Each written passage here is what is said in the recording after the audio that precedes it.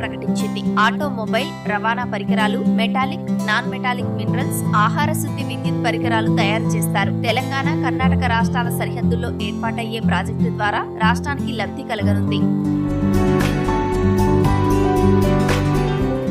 సంగారెడ్డి జిల్లాలోని న్యాలకల్, జరాసంగం మండలాల్లోని 17 గ్రామాల్లో జహీరాబాద్ పారిశ్రామిక నగరం నిర్మాణం జరగనుంది. 2 దశల్లో దాదాపు 12,000 ఎకరాల్లో ప్రాజెక్టు విస్తరించనుంది. 3,245 ఎకరాల్లో మొదటి దశ పనులు ప్రారంభం కానున్నట్లు కేంద్రం ప్రకటించింది. హైదరాబాద్ ఔటర్ రింగ్ రోడ్డుకు 65 కిలోమీటర్లు, ప్రతిపాదిత రీజనల్ రింగ్ రోడ్డుకు 10 కిలోమీటర్ల దూరంలో ఈ ప్రాజెక్టు నిర్మాణం జరగనుంది. జహీరాబాద్ కు మహర్దశ రానుందని స్థానికులు ఆనందం వ్యక్తం చేస్తున్నారు. ఇండస్ట్రియల్ స్మార్ట్ సిటీస్ లో భాగంగా ఏదైతే 12 ప్రాజెక్టులు ప్రకటించారో అందులో జహీరాబాద్ ఉండడం అనేది ఎంతో సంతోషదాయకం.